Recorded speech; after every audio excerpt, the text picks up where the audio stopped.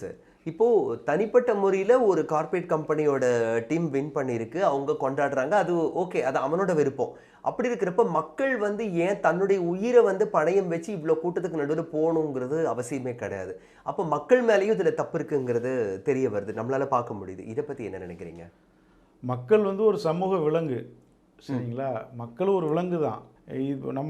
இந்த சம்பவத்தில் மட்டுமா கேள்விப்படுறோம். ஒரு நடிகர் வந்துட்டா போதும். நம்ம கேரளாவில் வந்து பார்த்தீங்கன்னா, அமித்ஷா வந்திருக்கிறாரு கேரளாவுக்கு. இந்தியாவின் இரும்பு மனிதர், அவ்வளோ பெரிய ஆள். ஒரு பையன் கூட அங்கே வரல அவரை பார்க்குறதுக்கு. என்ன பண்ணிட்டாருன்னா 2-3 நாள் பார்த்துட்டு அவரே கிளம்பி போயிட்டார். டூரை பாதியோடு கேன்சல் பண்ணிட்டு. அதே அதே நாள் வந்து சன்னி லியோனி அங்கே வராங்க. சன்னி லியோனி வந்தவன் என்ன பண்ணுறான், டிஜிட்டல் அந்த பேக் ட்ராப் இருக்குல்ல, டிஜிட்டல் பேனர், அதை வந்து உள்ளே வந்து கிழிச்சிட்டு எட்டி பார்த்துட்டு இருக்கான்.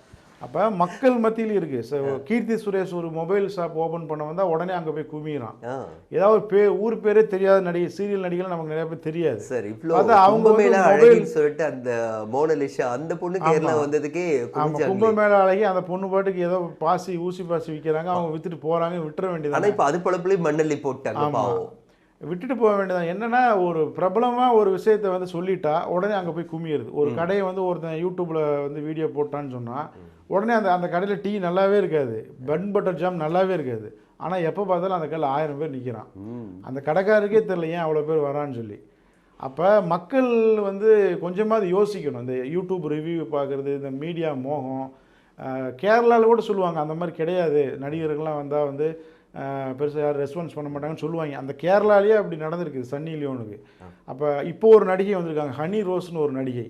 அந்த நடிகை எங்கே போனாலும் ஒரு 10,000 பேர் போயிடுறான்.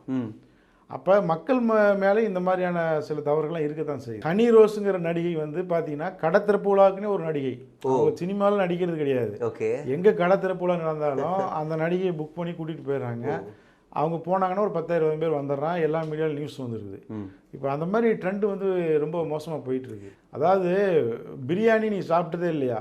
பிரியாணி எல்லாருமே சாப்பிட்ருக்கோம். அந்த பிரியாணி சாப்பிட்ற மாதிரி வீடியோ போட்டு அதை உட்காந்து பார்க்கறது. பிரியாணி எல்லாத்துக்குமே சமைக்க தெரியும். எவனா பிரியாணி சமைச்சு வீடியோ போட்டோன்னா அதை பார்க்குறது. அதான் சார் யூஸ்ஃபுல்லாக. அதாவது இந்த யூடியூப் அப்படிங்கிறதே வந்து அவன் எதுக்கு கண்டுபிடிச்சான்னா, அவன் வந்து டுடோரியல்ஸுக்கு தான் மெயினாக இது பண்ணான். நீங்கள் வந்து ஒரு இங்கிலீஷ் கிளாஸ் நடத்தலாம், தமிழ் கிளாஸ் நீங்கள் நடத்தலாம் அந்த யூடியூப்பில். இப்படி மக்களுக்கு ஏதாவது நல்ல விஷயம் போய் சேரணுங்கிறதுக்காக அந்த யூடியூப்ங்கிற அவன் அவ்வளோ கஷ்டப்பட்டு கண்டுபிடிச்சி வச்சா, இவன் என்ன செய்யறான், அதில் வந்து சாப்பாடு ஆக்குறது எப்படி, அது எப்படி இது அப்படின்னு சொல்லி இவனுங்களுடைய ஸ்டைலுக்கு அந்த இதை வந்து ஃபார்மெட்டை மாற்றிட்டாங்க.